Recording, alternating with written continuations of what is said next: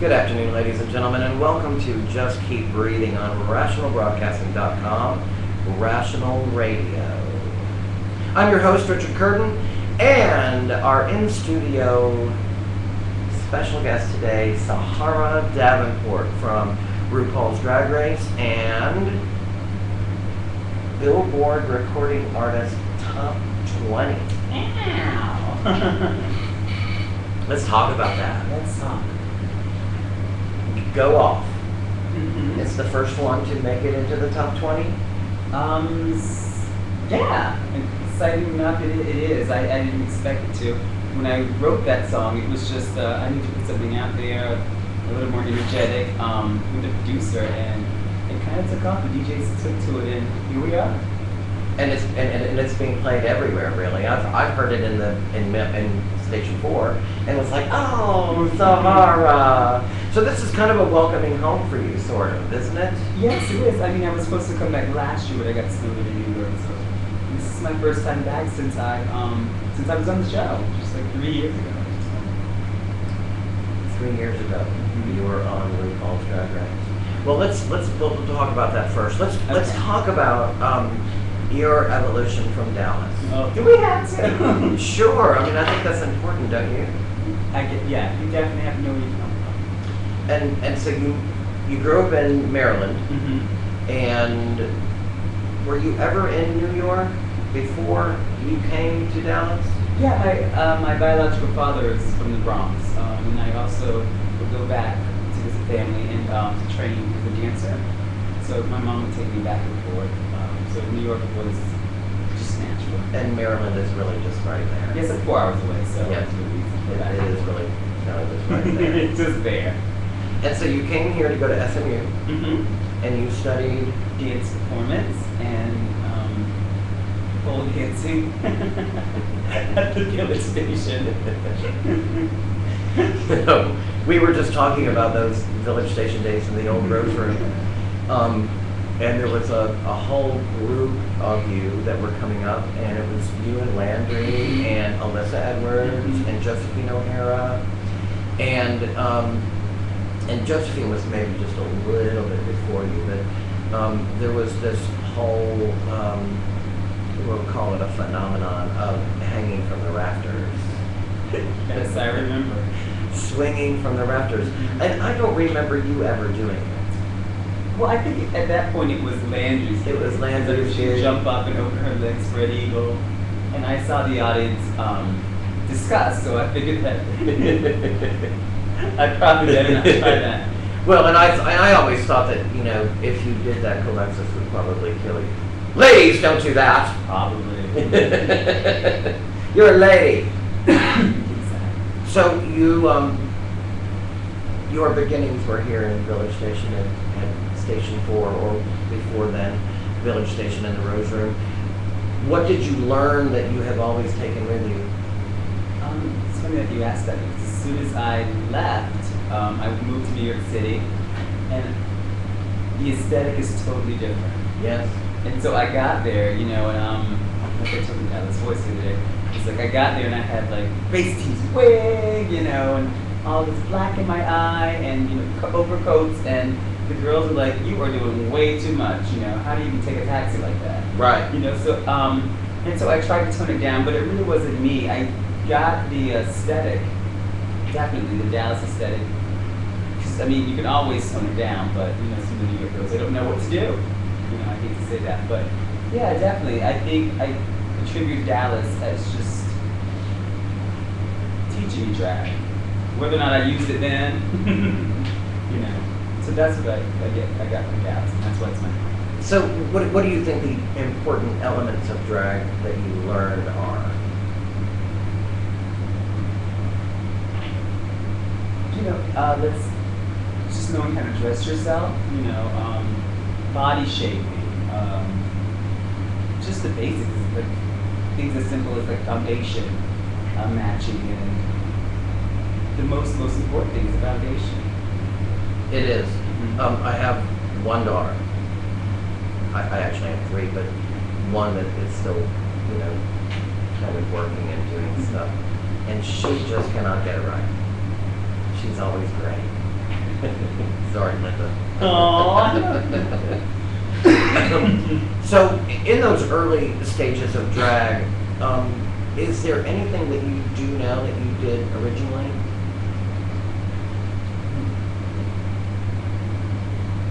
That's a hell of a question because I always warmed up before I went on. That's probably the only thing I still do. Warmed up? My body. Physically? Physically, yeah, physically warmed up. But that's the dancer in you. Yeah, it is. I do warm up as well, but I also do a little breathing thing that I do, but that's just the actress in me. Yes. Used to the craft. I don't even know what I did back then. Because for me, when I first started, it was just about performing for me. I didn't care what I looked like. And if someone wasn't putting me together, oh well, this is what they get. But I'm gonna go This kick is it, it. split. This is it. I'm gonna go lift my legs and I'm gonna go twirl and be hot.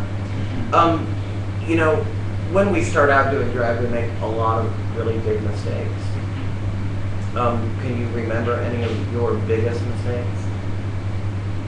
And if you can, I'll tell you. Well, I know that. I'm sure it was coming. I think I took myself too seriously. I really thought I was Janet Jackson or Whitney Houston, and I was afraid to put fun in myself or I couldn't do it. I just took it too seriously. I really thought I was a rock star. And I think that's common.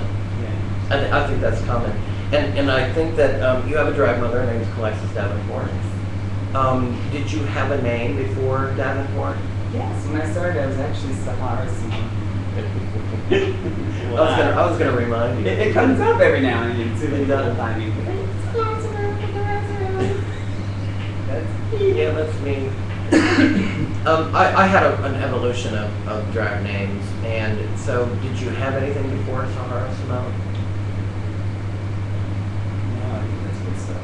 And why Sahara Simone? Okay. Well, when I first started, I really, really, really loved, there's an entertainer who was at the Rose Room named Sierra Nicole Andrews. And I was just so infatuated with her. And she was just Sierra Nicole then, I think. Oh, was she? Wow, Sierra Nicole. She was just gorgeous, and I was just in love with her. So that's where Sahara comes from. And then Simone I saw Nina Simone's daughter, Simone play Minnie in Rent on the first national tour, and I fell in love with her as an entertainer. I was like, oh my God, I want to be her. So what was life like growing up in Maryland? It was really good. As you may not know, my mom's a preacher, so it was very religious, and I mean, it was a great life until I decided I was gay. Maryland's very, very liberal and political. I grew up 15 minutes right outside of DC, so that area, I think it's a great place to grow up. A preacher's son. Mm-hmm. What denomination? Baptist. Oh. Southern Baptist. And so what was the coming out experience for you? Well, I mean, who are we kidding? She always knew. And it was ironic because growing up, she was like the biggest fat cat. Like, they were Uncle Jesse, Uncle Tom, they were always around, but I guess, they say it's okay until it's on the couch. And did you experience that? Yes, definitely. Like, I was like, you're surrounded by homos, even now. Like, your best friends are all these gay men. Doing your hair. Doing your hair, right. Thinking about men. And so was she practicing preacher growing up? Mm-hmm. Yeah. And so by the time I came out, they're like, well, maybe you're not. Maybe you're bisexual. And I was like, maybe I am. And then once I started doing community theater with older and other gay men, I was like, oh, no. I know what this is. This is who I am. I feel at home, it's just organic. And, they tried, exorcisms and... Oh, did you I lay their hands on you and try she would always get the demon out? Well, they didn't. I remember it was one afternoon when I was visiting her in Atlanta. Actually, by this point, I'd already graduated. And I was living here, and I went back, and we went to, her prayer mother's house, she called it. This gorgeous people, house in Atlanta. And we were sitting around having lunch, and these two guys come, and she's like, oh, these are my grandsons. And then Next thing I know, we're in the basement. And I look around, and then the woman comes with the Bible, and I was like, get me the hell out of here. Oh, no. Yeah. Oh, I see. So they didn't get to lay their hands on me, but I was like, Mama, let's go. This is ridiculous. You're embarrassing me. Yeah. Type of thing. Oh, I would have. I really would have played along. I really would have. Oh, what a spirit! Exactly. Did you have a moment where you thought, I really want to play, but I am not going to allow this? I just felt like it was stupid because they've been asking questions and hinting at it and, the Bible verses and stuff. So I was just like, get me out of here. I don't have time for this. You like, I really would have played. But I'm not in that position, so I really don't know. But yeah, if I would have played along, they would have, they would have like, oh yeah, we got him. And then the gay demons would have been exposed, and I'd have to be straight. Where do you think that mentality comes from, really? And then, being so close to it, does your mother still want to pray with you on the phone or anything, or when you see her? Prayer is still a large part of my life, personally. And yeah, we pray together now, but she's come around. It's not something, I guess she says, it's your relationship with God is between you and him, or whatever. She's accepted that. But like I said, she's always surrounded by homosexuals from the church. So that's kind of ironic, Did you have any DL brothers on the in the church that wanted to? No, I always liked white men. Always. So was the church predominantly black? Yes. It was. Did you see that yesterday that the Reverend Billy Graham is taking out 14 full-page ads in North Carolina papers, getting his followers to vote for the Amendment 1 in North Carolina that would basically declare marriage only between one man and one woman. And my question to you is, growing up, was there a dialogue about homosexuality? Yes, there was. There was. I think it was because they knew, from an early age. I mean, even now they're like, oh, we always knew, we're not surprised, I'll be honest. And so was the dialogue negative about homosexuality? It was so negative, it was really negative. Like, if I cross my legs sometimes, being in the back, some legs crossed, cross your legs, There's also a preacher, reverend, who told his parishioners that if you have a 4-year-old son who is demonstrating gay male ways, to punch him. This was released the day before yesterday. And he, of course, was called out on it, and he says that he was misspoken, but the actual words are to punch him, tell him to man up. And I see that because even growing up, my biological father has 3 brothers, and they saw me as an effeminate little boy, and there was a lot of punching and come on, let's fight, wrestling and punching, and you got to man up. I just think that I guess it's just out of ignorance and fear. I don't know what else would motivate that. And did you fight? Yes. At some point you kind of had to. Yeah, you had to fight back. Yeah. I'm the baby of 3 boys. Oh, really? Yeah. So I was effeminate, Nellier than Pink Doo-Doo, but I was strong and I was fast, and this mouth has always been very sharp. Delicious. So I didn't have a bullied. I didn't really have a whole lot of bullying. I think we all have bullying. I even think the bullies are bullied at some point. What kind of tools did you learn to fight on? Did you learn how to fight? Yes, that's the biggest learning how to defend myself. Yeah, I mean, and I guess I'm thankful for it, but I don't know. You used the word bullying. I don't know how I feel about that whole movement because I think it's not just gay people, but it's just people in general. We all go through it, and there's just at this point, I know it's sad and upsetting that so many kids are killing themselves, but it seems to become almost trendy. Yeah, we were talking about that on the show once about how 10 years ago, a lot of young kids would come to me and say, you know, especially the newly out 18, 19, and they were being disowned by their parents, and so they had this mentality that I'm going to be a gay man, so I'm going to be a gay man, and now my next step is to become HIV positive. Where I think the trend now is I'm going to be gay, so I should kill myself. And I'm horrified by that. And I'm also horrified by the fact that, you know, like it gets better if you're telling someone who is really on the edge to wait. You gotta wait 4 years for it to get better. Because it's eventually gonna get better, but I know it's horrible now, but it's gonna get better later.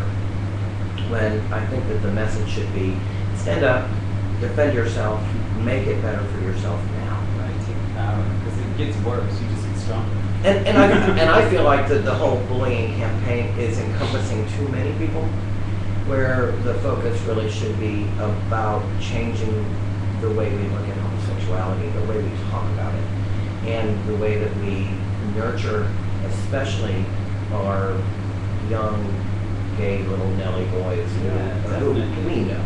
I mean, they knew. And I'm often surprised by, you know, someone that was like, oh my God, I can't believe it. What do you mean you can't believe it? I was Barbara Streisand from 1976. Especially your mother.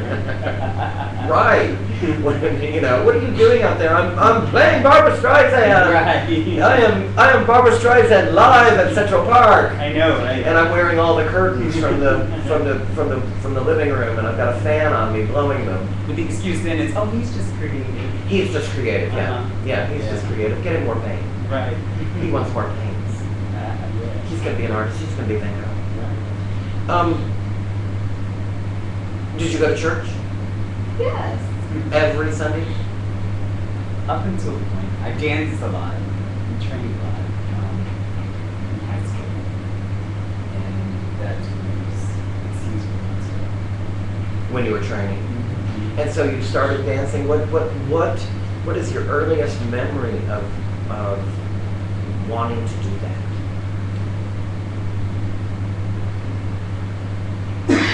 I remember being like 4 years old in South Carolina at my great aunt's house, and she worked in like a juke joint. I tell people, they're like, "Ooh, I'm from the California."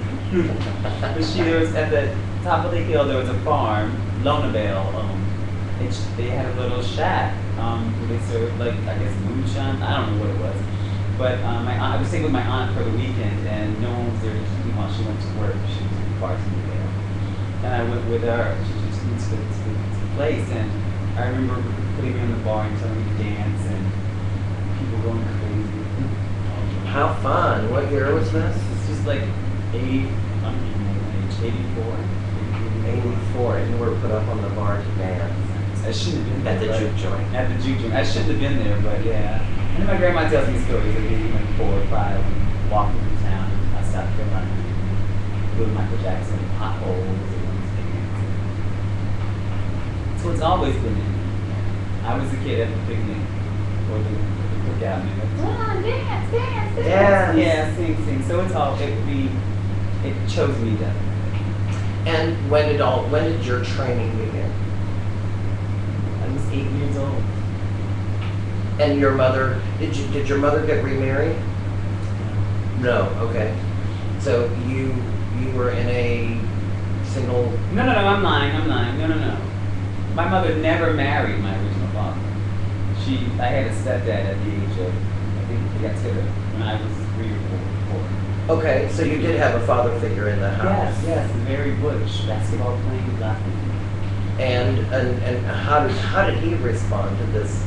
Are you the only I'm the only child. the only child? Yes. And so how did he respond to this to your Nelliness?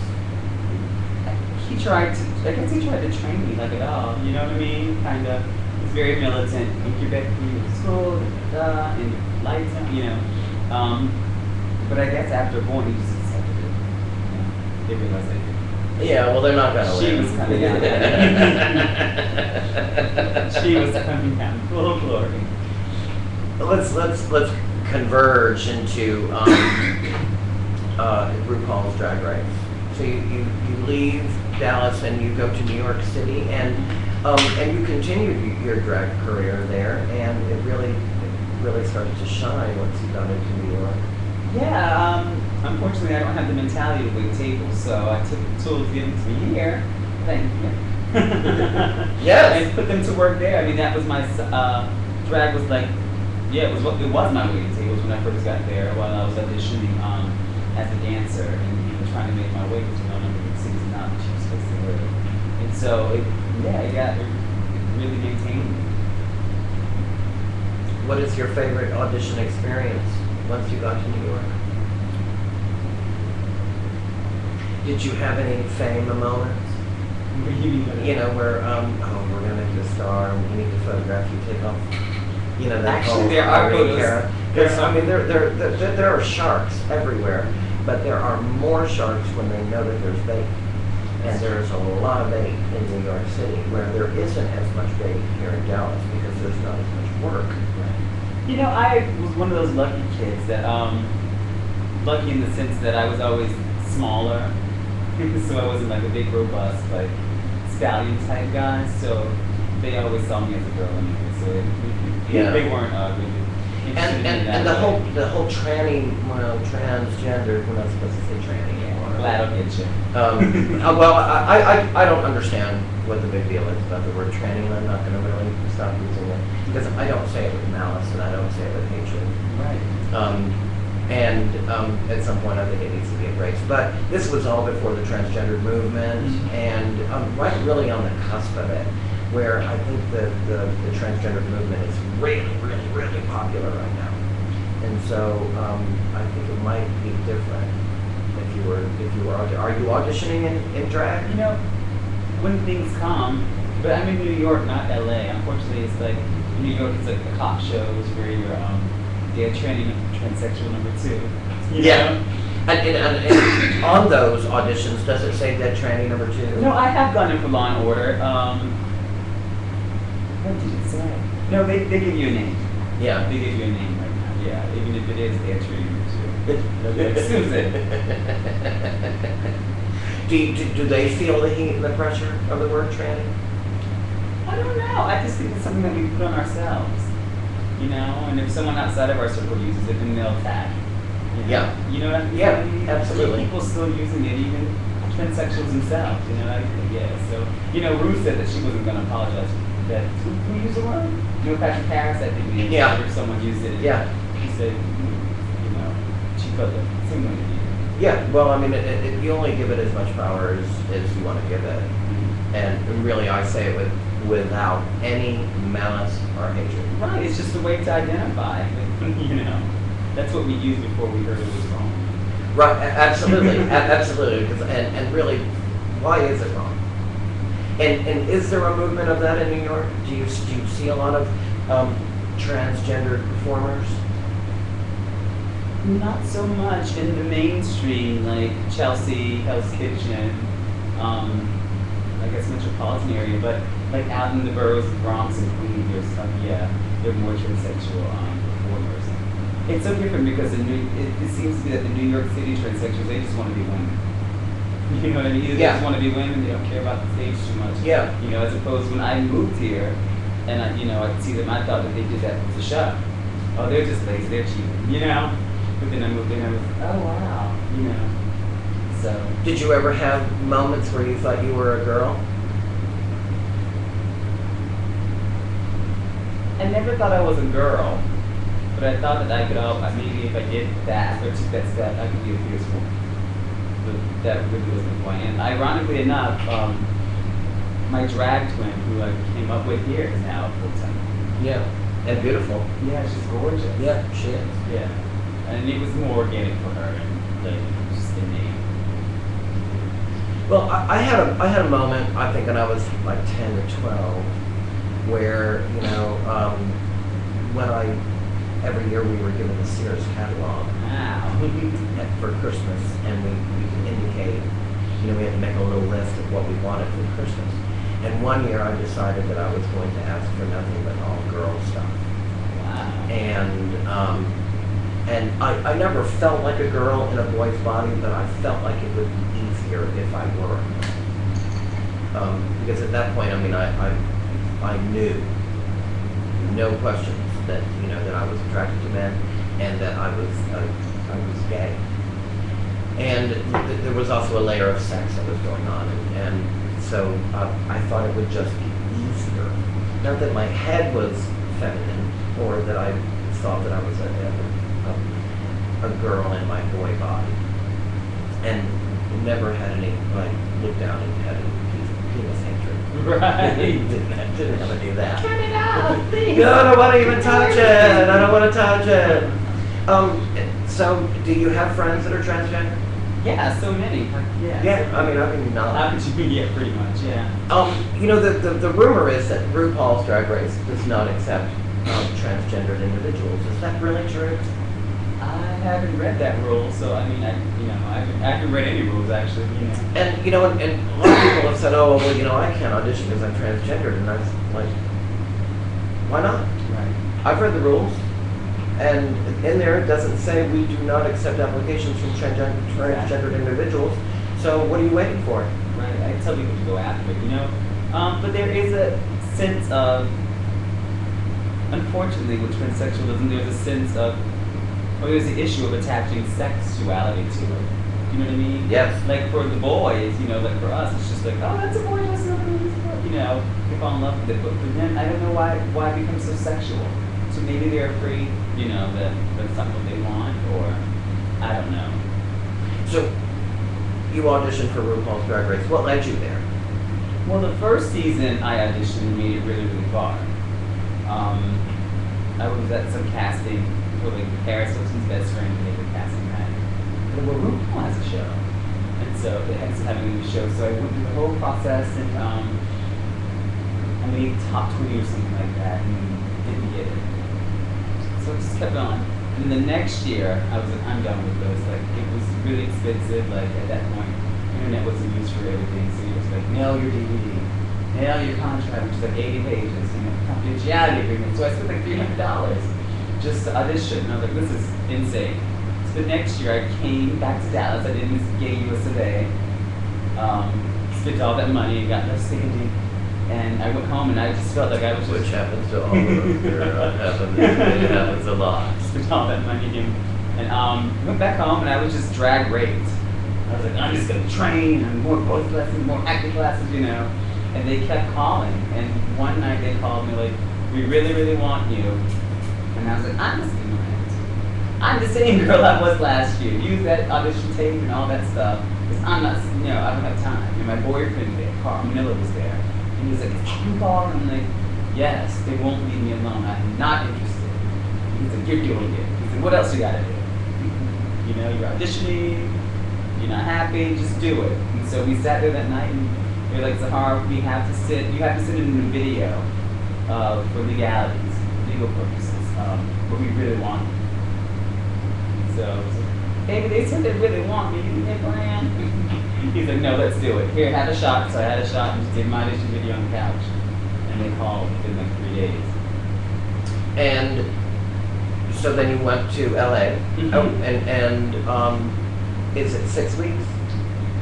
Yes, it is 6 weeks. I was there for 4. Do you feel like you went home too soon? Being there, I was so happy.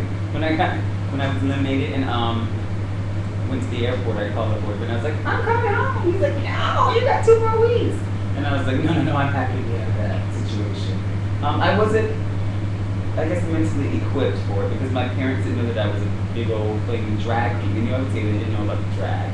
So I was just so self-conscious and paranoid about putting out the right image and I didn't want to, I guess, brand myself as a crazy, P.T. O'Hara type character. Because I felt like what if I wanted to go back to, a Broadway audition where people, just wanted, to maintain that integrity. And so I was very, very, very, very cautious of what I put out because I knew that they wouldn't use what we gave them. Yeah. So I was very, very, very cautious in particular, which hindered me. What did you learn most from the experience? I'm still learning, but I know specifically from the RuPaul. From the RuPaul experience, what I learned was that if you take on a job, you gotta do it. Regardless of what it is, if you sign up and say yes, you gotta do it. So do you have regrets because you were guarded? Well, now I do because I'm a different person in the aspect that my mom is like my biggest fan, and my family supports, and so they would understand me being on TV acting crazy, or giving my opinion, not being polite or considerate.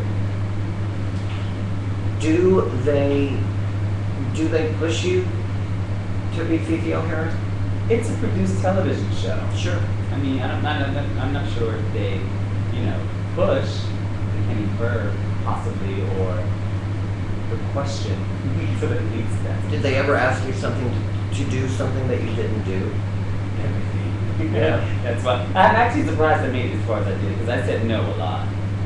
Just the conversation topics and issues with other girls and stuff. I said no a lot, which is probably why you don't see me on Drag You or any of that stuff. Right. And you were the 5th girl released on season 2? That was Number 6 out of 13? 12. I'm getting it all wrong. I know, right? Would you do it again? In a heartbeat. I think I had fun. Yeah. Definitely. So the All Stars is coming up? Yes, it is.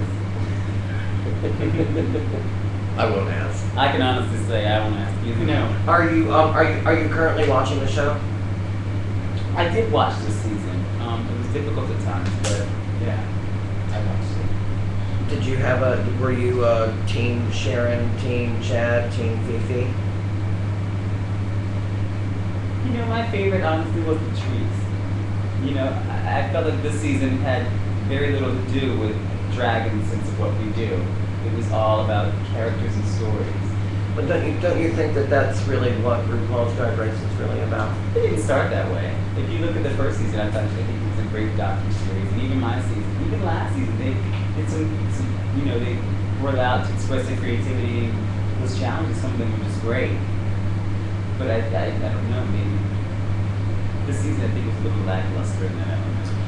I think it's evolving into, especially with Untucked following, because it didn't have Untucked in your season. Yeah, that was the first one. The first season, that was season 2, Season 2, yeah. and they started Untucked then. I didn't think it started until Yeah. season. We didn't know it was a second show. We were just up there like drinking and cutting shit, and then he comes out. And we're like, what? Did we get a second show? Yeah, and did you not? Not at all. Yeah, absolutely. Did you feel when you left? Did you feel exploited at all?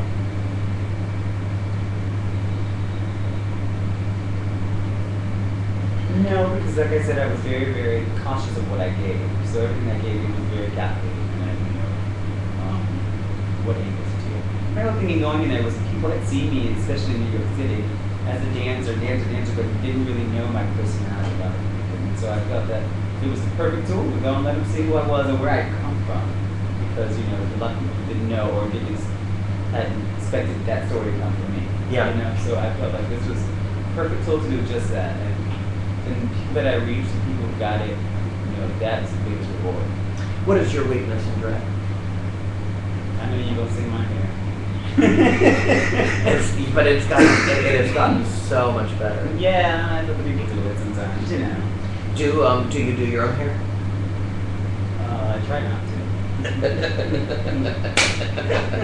Me too, girl. Me too. If I'm gonna be pretty, I'm gonna have someone else do the hair. It's gonna be provided. I want to be able to spray and shake. Yeah. I want to be able to put it on, spray, shake, and I really have. I've come a long way in hair, and so have you. I just don't have the fingers. It's called patience. Yeah. I have watched Layla LaRue who can take a bag of hay and turn it into a goddess up to. I don't know how she does it, but I've watched her going, okay, that takes forever.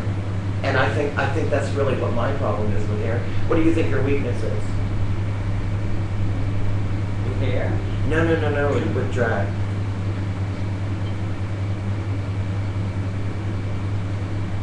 I get bored easily. Doing drag or getting ready for it? You know, I love getting ready for it. It's almost so cute. Doing it. Like, I'm a Sagittarius, so I lose interest really quick. So my weakness is I'm always trying to find a way to make it exciting for me. What do you think your strength is?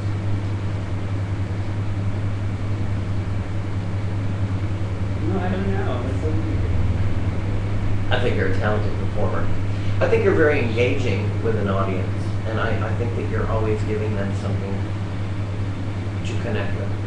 Well, yeah, that's one of the biggest things I learned was the connection. That's what I guess, coming from moving to Dallas, and it just all comes from wanting that validation.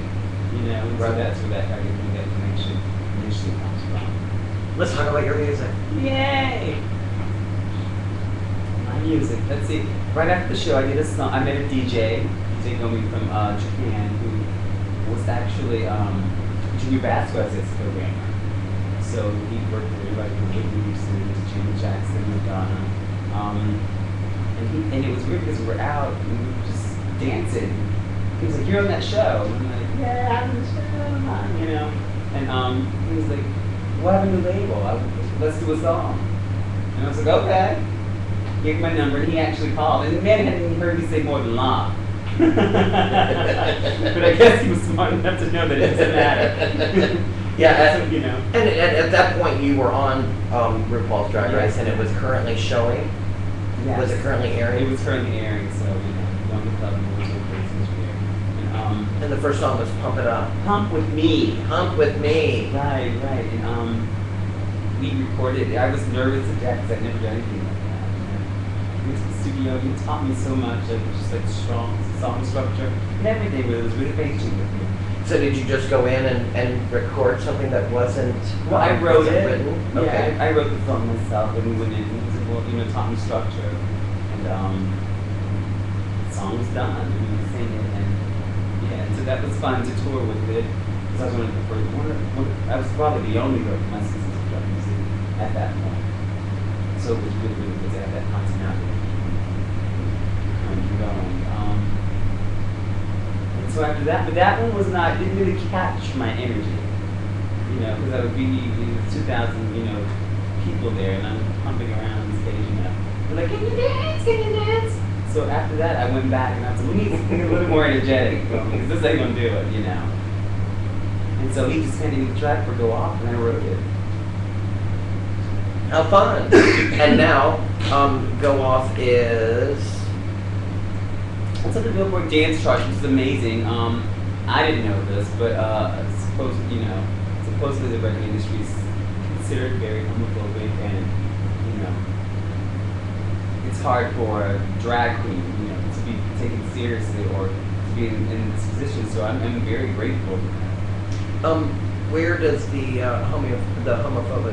homophobia stem from? Is it that they're afraid to be found out that they're homosexual themselves?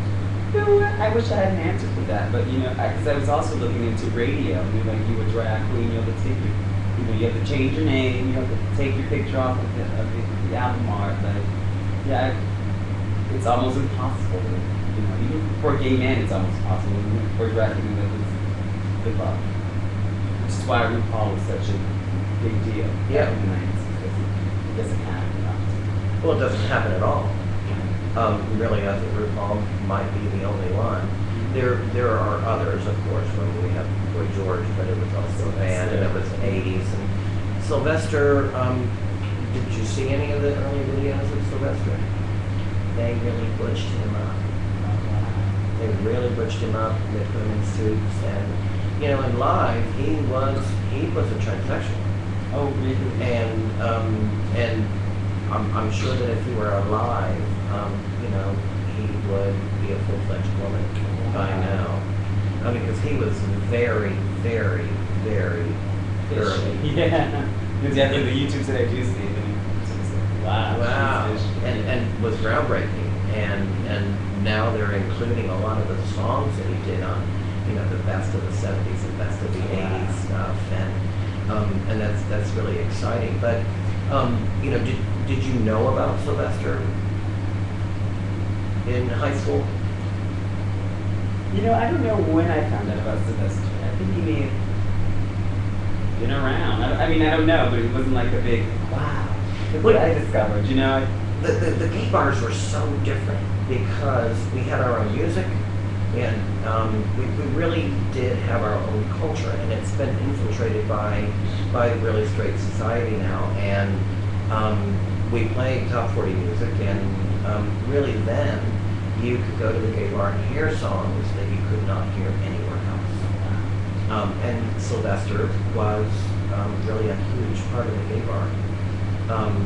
Pamela Stanley, a lot of the different names that you can go back and really hear all these great recordings, but we're really only playing the gay bar. Yeah, or us bias, which is, crazy. Like we talk about the Billboard charts, the dance charts used to be like for us, but now it's like 50-50 half the Billboard DJs are gay and half the straight gay music. And you have rappers coming in after the dance charts because like, there's no place for us. Do you that thought is gone. Do you consider yourself a gay artist? I consider myself an artist who happens to be gay. And how does the drag fit in? It's part of my art. Yeah, Do you sing more feminine than you do as a boy when you were recording at Sahara? That was the initial issue, leaving Dallas and going to New York. I guess I found my freedom and voice in New York because in Dallas, Yeah. you don't do that. You sound like a man. Yeah, well, and in Dallas, I mean, it really, and when you do sing live, there, because I've gone through it, where what are you doing? When she's singing, Yeah. and if I know better, that's a baritone voice, and she doesn't sound like a fish at all. It's totally okay in New York. I mean, listen to Rue. She's a baritone, and so I learned to just be okay with it, and it's not an issue. No hang-ups, no, not at all. Who were you modeling your music after? Oddly, it's funny enough, Pump With Me is actually a little tribute song to Sylvester.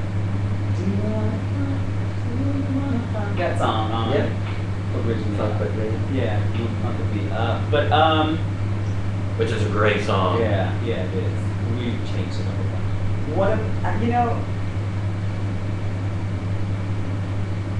My rule is I don't think I model it really after anybody. I just want to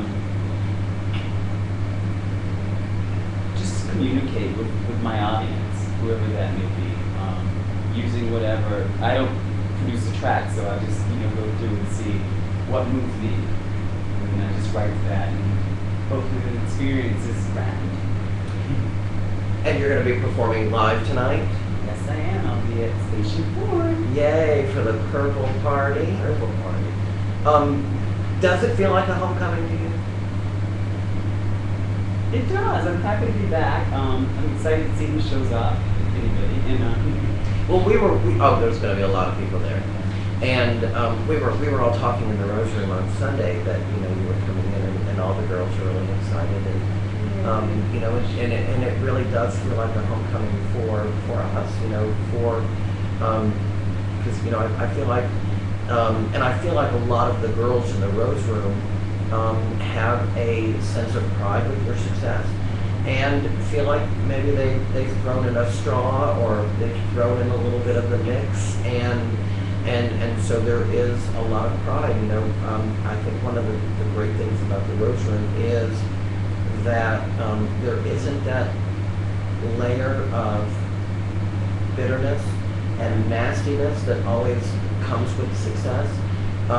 The girls in the Rose Room really do feel a part of the success and are very happy about your success. so I'm excited to see all of them. God, they were a part of me just making it. know, I'm sure each and every one of them is scraping up off the floor somewhere. At At some point, in some corner of the bar. And- You know? So, yeah, definitely. I'm just really, really excited to see the girls. And at some point, you know, it really is not just ours, but yours now, to make sure that we cultivate and make sure that we train and mentor the new boys coming into the craft. Yeah, there's so many. And there, because of RuPaul, there are a lot. How many people do you think auditioned for RuPaul's Drag Race in India for one season? For season 5, how many do you think auditioned? This year, I don't know. I know last year there were maybe like 6,000. Isn't that amazing? That's a lot of drag queens. And only 12 of them are getting on. 6,000. You know, and the audition process is really it's pretty arduous Yeah. and lengthy. Yeah, it really is. Yeah. And so 6,000 girls or boys are getting tapes in. I guess if people ask me the secret, I'm like, you just gotta have something. You know, you never know what exactly they're looking for, but you know. And so is that your advice to someone that says, I want to be on RuPaul's Drag Race, how do I make my tape? At this point, personality. And you have to have a story. You have to know your character, who you are, and what you want to portray. And you have to be stupid. Who is Sahar Davenport? She's the same person that Sahara Simone was. And still the same little